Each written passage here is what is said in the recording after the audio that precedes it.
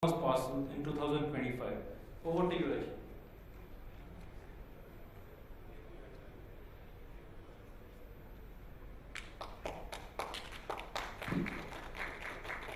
Thank you.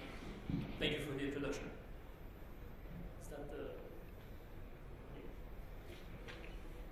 So, I think this is the forum to talk about e-commerce, and that's the forum to talk about how this is going to affect us, how this is going to evolve in the next, say, 3 to 5 years, right? And if we are to leave you with a few key messages, right? If we're to leave you with a few key insights, after having worked with most of the e-commerce players, most of the giants across the world, the bottom line here is that e-commerce will continue to grow. It has been growing very healthily. It will continue to grow, right? It's mostly the cross-border e-commerce that's gonna witness the most successful growth and most successful push, right? And it's no secret that as this e-commerce play keeps growing, it's going to be mostly the air cargo ecosystem that's going to benefit most because of many reasons and many demand of making these timely deliveries, right? However, there are also a lot of myths that are associated with e-commerce that needs to be demystified in the process so that we can identify where the value is and can really understand how companies like you, logistics, or e-tailers, or e-commerce players can essentially extract most value. Right? So, I think when we say e-commerce, when we talk about e-commerce, the automatic reaction is this is Amazon, this is Alibaba, it's JD.com, right? This is these massive, massive players, right?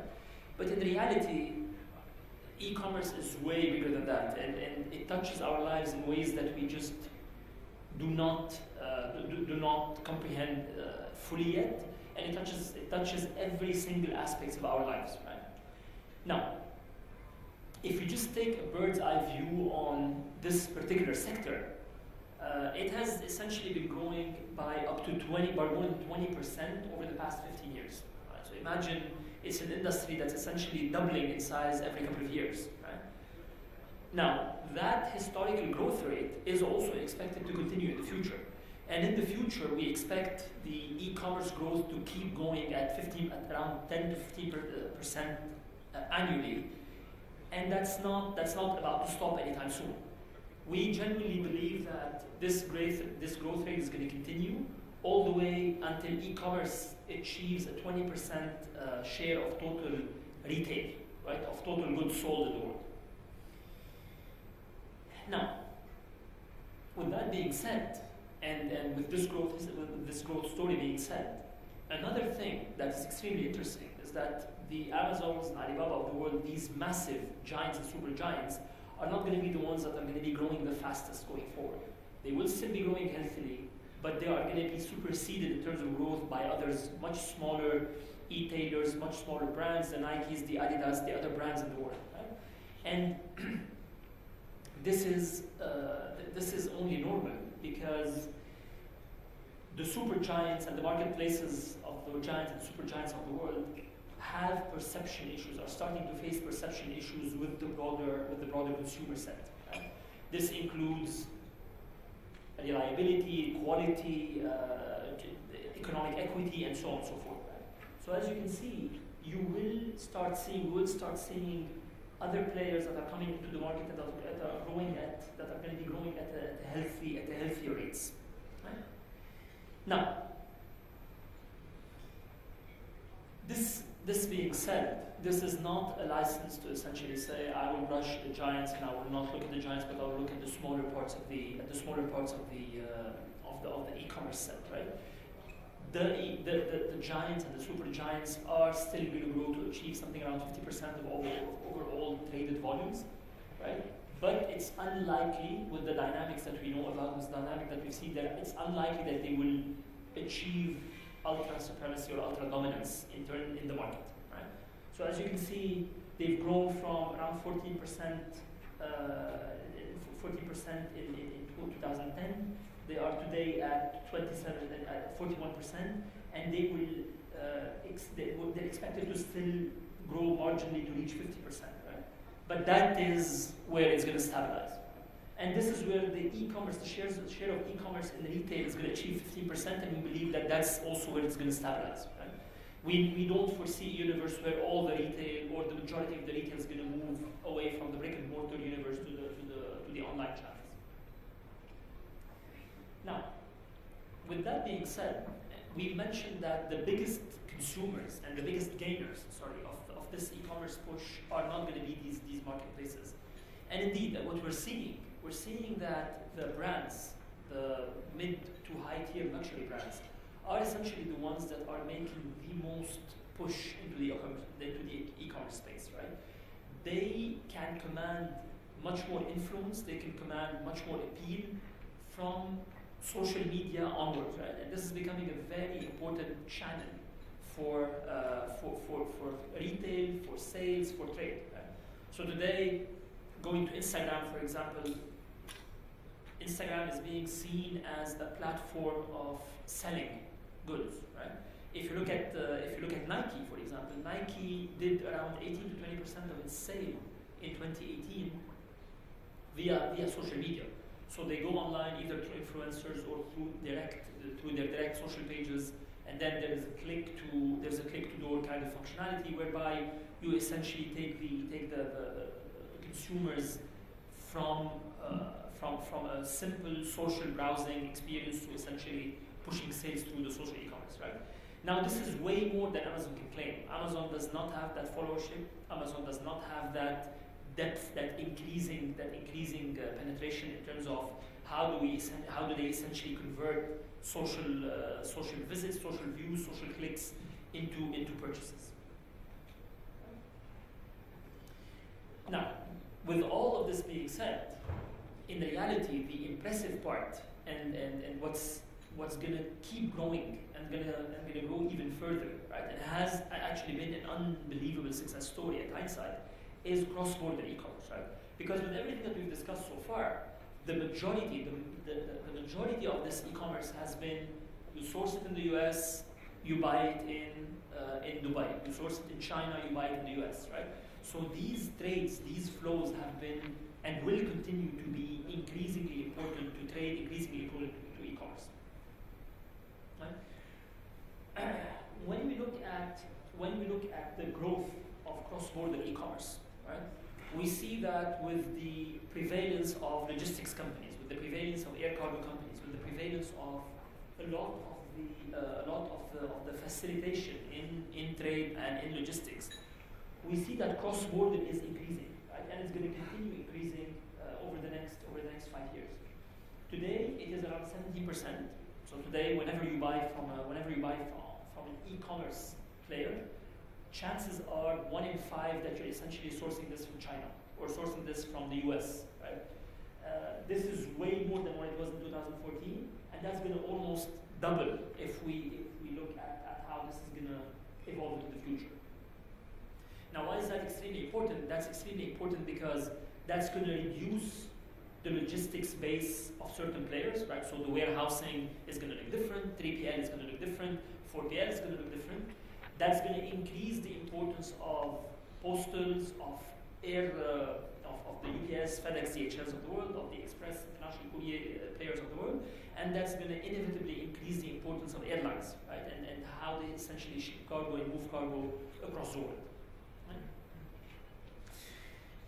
Now, the reason this is going to continue, and the reason we genuinely believe that, and we strongly believe that this trend of international cross-border is going to continue and it's going to become even more pronounced and even more important, is because asking consumers about their preferences and trying to understand a little bit more how consumers behave and how they purchase and what do they like and what do they value when they carry out an e-commerce purchase, we realize that product availability is the most important thing. And we understand that it's extremely difficult to make products, all the single products of the marketplace, available locally. You will always require, and with the globalization of supply chain, you will always require to be able to source cross-border. Right? The second point that's equally important is lower prices. Right? So if I, as a consumer, have a choice between buying something at $5 and $4, I would almost every single time go towards the $4 piece. Right? for that to happen, you need to be able to source from low-cost based countries. Greater selection for those product availability, although it's not the most important thing, and product quality has not really been the most important driver of consumers' behavior, right? Which then leads us to believe that this e-commerce, this cross-border e-commerce is going to continue growing. Right? Now, as you also said, not everybody is equally gonna benefit from this, and not everybody is gonna equally be able to capture that trend of e-commerce. What we see is that brands in general, right, are the single most important winners out of the entire thing, whether we're talking about fashion retailers or whether we're talking about high or low value brands, right? And the reason they're going to continue capturing more and more market share as you go forward is because of the drivers that we've seen before. It is because people want more availability, they want more variety in what they can buy, right? They want to be able to buy these brands at no matter how marginally cheaper, but they want to be able to buy them cheaper. So this is gonna be a new outlet for the mid to high end brands to essentially push their products down into the consumer and down to the end consumer. Right? This is just to say that, regardless of this is just to say that for the giants and for the super giants, the cross-border type of selling is going to become also is and will continue to dominate their sales. Right? And that's an example of a Chinese super giant, which is Alibaba or AliExpress, in Russia. Right? So today, when you look at where Russia is sourcing most of its parcels from, and where Russia is doing most of its e-commerce from, it actually happens that around 40% of whatever e-commerce happens in China is sourced, in Russia is sourced from China. Right? So that's just a case in point, and we have many more examples of how this cross-border trend is gaining ground, how this cross-border trend is becoming something that's extremely important and extremely relevant for the different players in that logistics field. Right? Same thing for Amazon, although at a less pronounced rate, right? Because Amazon still rely massively on its US market, given the ability and the propensity to pay and the available and the purchasing power of the US market. However, as you can see, it is also making very important strides in everything that is cross-border.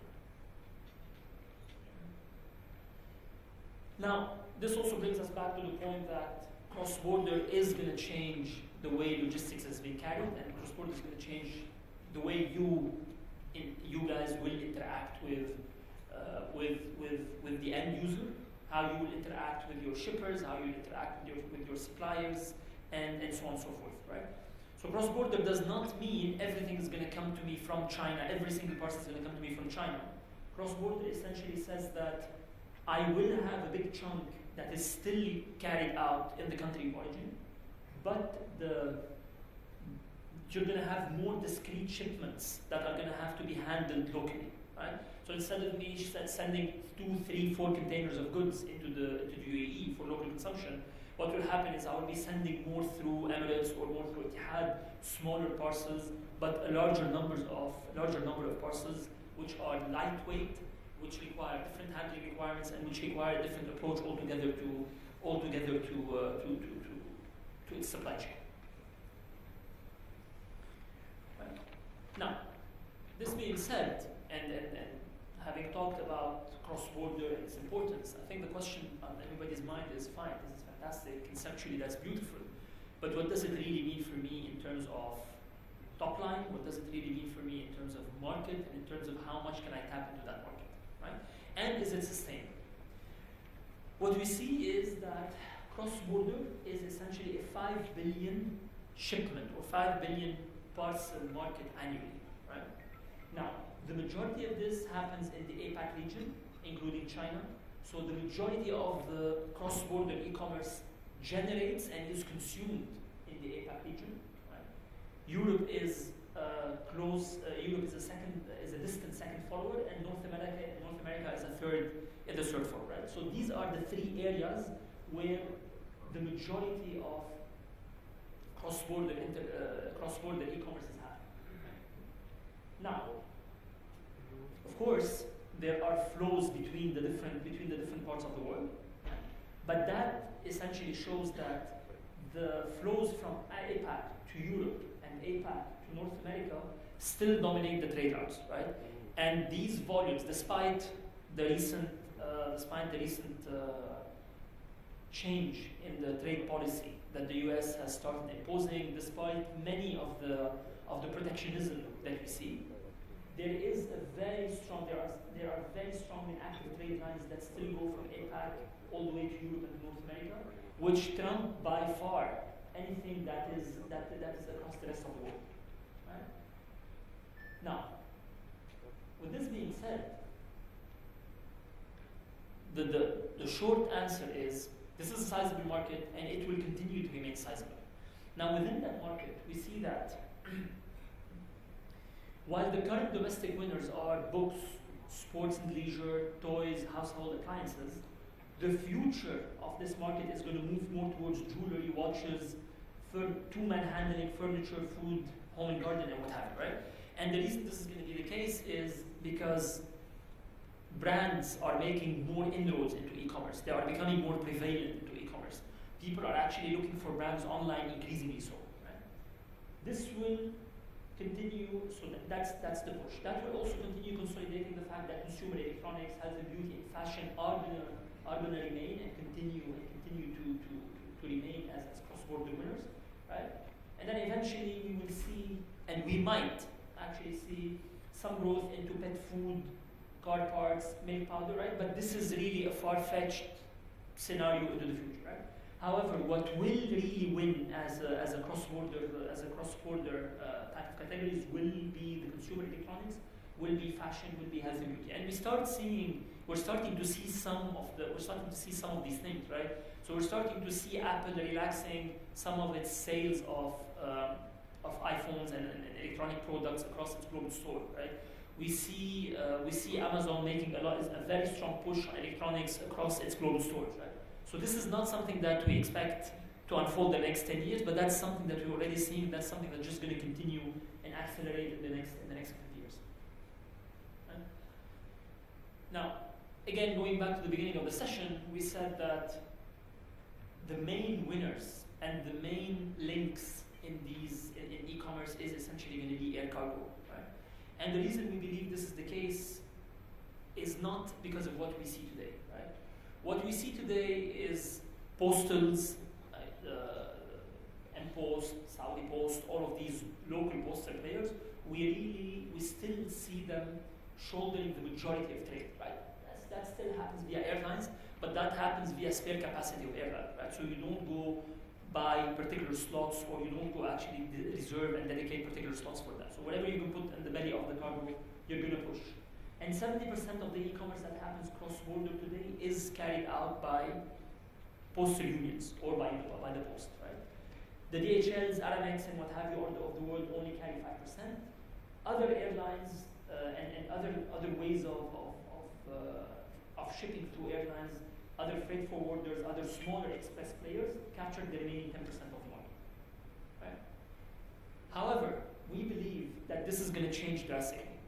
We know that the 5 billion, as we discussed earlier, we know that this is going to grow, and that has very healthy growth rates of 10 to 15% annually. The biggest loser in all of this is going to be the postal players, right? And we're going to discuss why. But postal players are expected to stagnate and actually probably lose market share as we go into the future. The biggest winners are expected to be the airlines, right? Through freight forwarders, through CEP players, right? And through other types of 3PL integrators. Other modes are going to continue growing, like road and sea. They're going to continue growth, especially for intra-regional flows, and wherever road makes more sense than air. And the express air, the express air, and the DHLs, FedEx, and those are also going to grow, but they're going to grow also at more moderate rates. Now, I'm just going to skip that page very quickly, but this is essentially talking about how much air cargo revenue is going to make from e-commerce, right? This is just to reinforce the message that air cargo is going to be the biggest winner after that trend. They're going to keep making money, they're going to be shipping more, and no matter how you slice it and dice it, they're going to continue shipping more parcels as we go. Right? Now, why do we say this, and why do we believe that air cargo and airlines in particular are going to continue benefiting massively from the growth of cross-border e-commerce? Right? We do that because of a few reasons. The most important reason is when you survey customers, when you survey the current customers, which are by and large millennials, which are by and large digital natives, are people who actually were born after the 80s, they were born into a world that is increasingly interconnected, they were born into a world where instant gratification is the norm. Their view of what is a good delivery day from anywhere on the planet to their doorstep is increasingly skewing towards the 2 to 3 day mark, right? So when you ask the shippers and you tell them what do you perceive to be an acceptable delivery date, and when you go and ask a very broad range of consumers, all of the majority, the absolute majority, goes back and say, if you're not delivering in 2 to 3 days to me, you're not doing a good job, right? This is actually being exploited and fully reinforced by the Amazons of the world, by the Alibaba of the world, who are actually now pushing extremely aggressively into a direction that says you're going to have to deliver. They're pushing the logistics providers, which I'm sure we have plenty of in the room. They're pushing a lot of the airlines, a lot of the supply chains to deliver in 2 to 3 days. Right? So this is going to continue, right? And we don't expect this trend to relax. We actually expect this trend to become increasingly more pronounced. There are certain, if you talk to certain schools of thought, if you talk to certain industry circles, to certain academic circles, people are generally gravitating towards believing that same day is going to become the norm in the next 3 to 5 years. Right? So this is how the world is evolving. The only way of being able to maintain cross-border e-commerce growth and consistently coming and meeting consumers' expectation is then to use air cargo. Right? Now, this is an example to show you why majority of the postal services are not going to be used in the future, right? Why, how airlines are going to start growing more and more important into this, and then eventually what's going to happen to the UPS, DHL, and FedEx of the world, right? So postal services, slow, cheap, that's not going to work, right? Regardless of the price point, a lot of the consumers are just going to say, that doesn't work for me, I'm not going to ship through them anymore, right? So this is going to eventually die out, and eventually going to get out, right? Now, whether that happens in the next 5 years, in the next 6, 7, 10 years, it's anybody's guess, but that's the dying segment. The intercontinental parcel delivery, this is where I get the airlines, where I get the 3PL, the freight forwarder, to essentially play a more effective role, are going to see an increasingly more important growth, right? And they're going to become increasingly more dominant into the logistics sphere, because they simply manage to match the price with the delivery, right? So they're essentially airlines are going to use their bulk capacity, their belly capacity, which is practically cheap for them, which is practically free for them. They're going to be pushing more through belly cargo, right? And that's going to actually benefit both the price and the speed. Right? The UPS, DHL, FedEx of the world are going to remain the fastest. That's also going to come at the price, right? Because DHL has a flight that is has a fleet that is dedicated to CEP, right? FedEx the same, UPS the same. So they're going to be able to do that. They're going to be able to satisfy the speed requirement, but it's always going to come at a premium, right?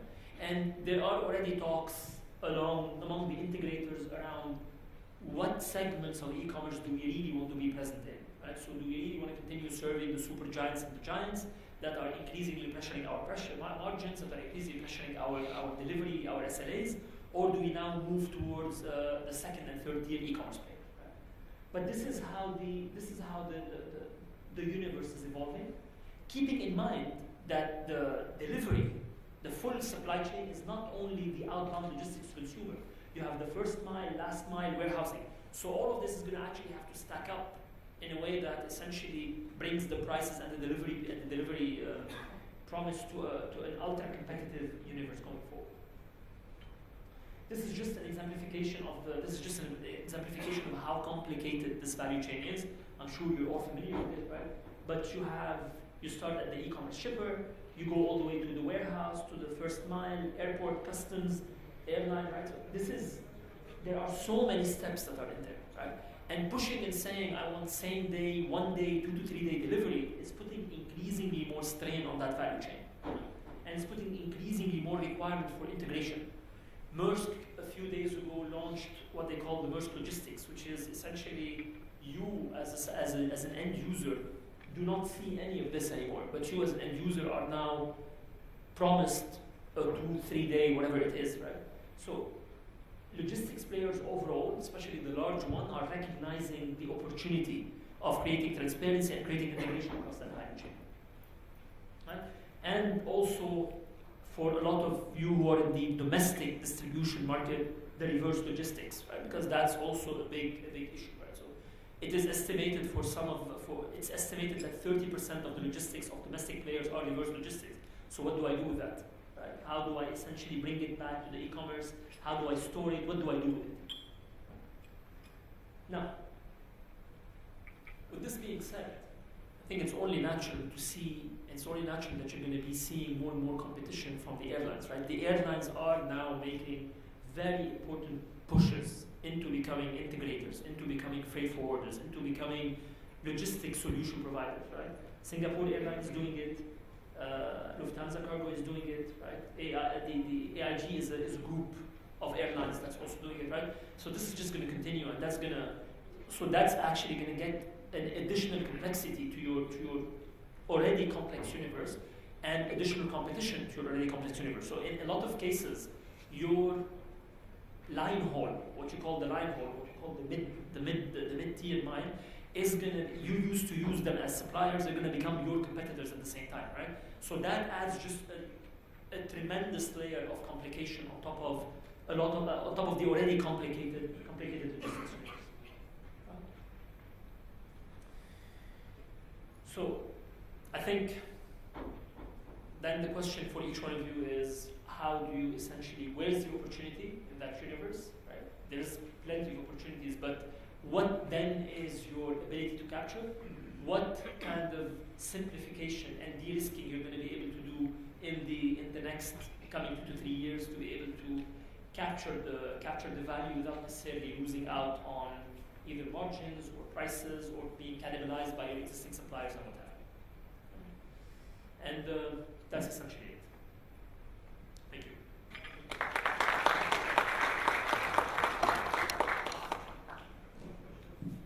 Any questions? We'll take 2 questions. Yes. Sure. Yeah.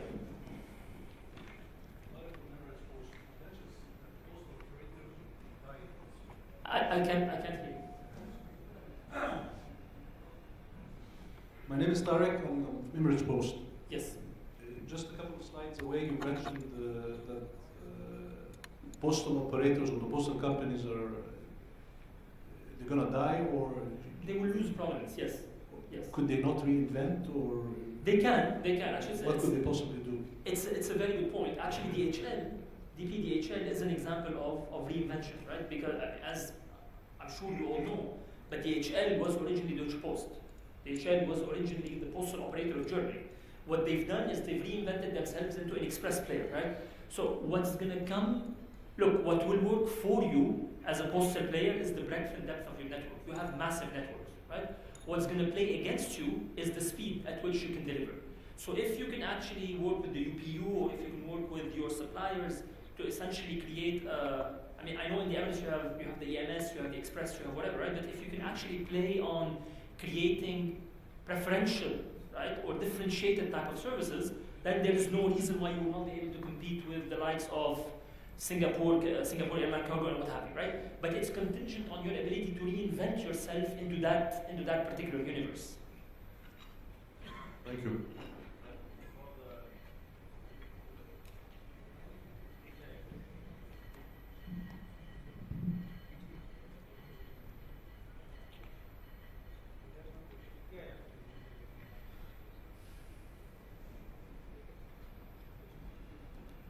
Yes. Now for the postal, as we know, that's worldwide. It's going like for internet, whatever, all this thing. Then the postal it could be not dying, but it will have just a minor. Now, for the cargo, as you mentioned, this cargo has been since ages now. It's nothing new on cargo for all of it. Air freights, most of the airlines, they have the cargo scheme. So, and for us, like for me as a normal person, yes. how do I grab my opportunity into this whatever air freight or the cargo business? What is it for me? I mean, I understand for the flight, but what is it for me as a normal partner, customer, company, whatever? It's a very good question, right? Look, it depends on where you are in the value chain, right? So in the value chain, if you are a consumer, the opportunity for you is going to be increasingly cheaper deliveries, right? Increasingly cheaper product price as a consumer, right? Now, if you are not necessarily, a consumer, not necessarily, because the more you go into this cargo business, then the price will go up because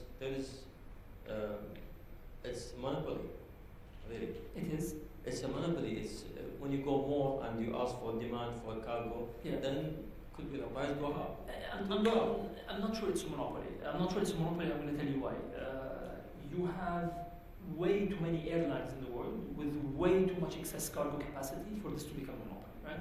So I can tell you, for example, in the Middle East today, there is a demand for around probably 5 to 6 million tons of cargo annually. There are plans to build cargo cities that exceed 50 million, right? So the balance, the supply-demand balance is so off, right? That essentially you're not going to get into a monopolistic solution. You're always going to be in a position of, you're going to be, you as a cargo player are never going to be able to set the price. You're always going to be a price taker to the market, right? And that's why we say that for consumers, the promise is cheaper price. Actually, the entire e-commerce boom is actually driven by, and is actually driven by the fact that consumers can now get goods from wherever they want at a cheaper price. But the most interesting question, and I think this is where you're spot on, is what is it in it for me as a logistics player? Right? This is a very interesting question because it depends on what are your aspirations. If you are, and it depends on where in your life cycle as a company you are. So for the more established companies, for the more established logistics companies, it's a threat actually, it's not an opportunity. Because this is going to be a massive impact on your margins. It's going to push you to, as a gentleman in the back said, it's going to push you to innovate or get out, right? I think for the smaller ones, for the startups, for the companies that are still growing, I think there's an opportunity of exit, right? So I set up, I capture volume, and then I exit at more lucrative rates at the expense of broader, more established players, right? But in reality, the answer is going to change segment by segment, and it's not always a good thing. This is not always good news, by the way, for the logistics segment overall. Sorry, we are really pressed. Okay. As the topic says that we will receive an e-commerce parcel, like it's related to parcels, right? Yeah. So it's good to see on the other side that we are delivering cross-bordering, delivering the parcels across but I am thinking on the other part in terms of a supply chain, where do we see in a part where it is a reverse logistics will work out in this area?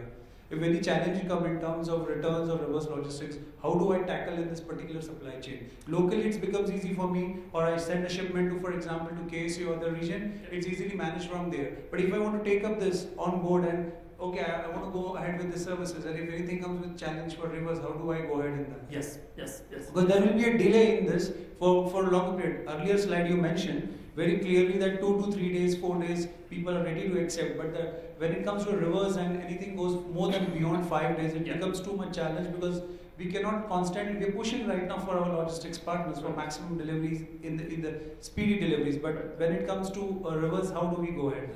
So again, so first of all, let's agree. Let's make sure that we're talking about the same thing. Reverse logistic is when I, as a logistics player, give you a phone, you don't either pick it up or you don't want it and you want to return it, right? We're talking about the same thing, right? Actually, this is we've been working with a client here, with quite big logistics, and we do serve these big logistics players.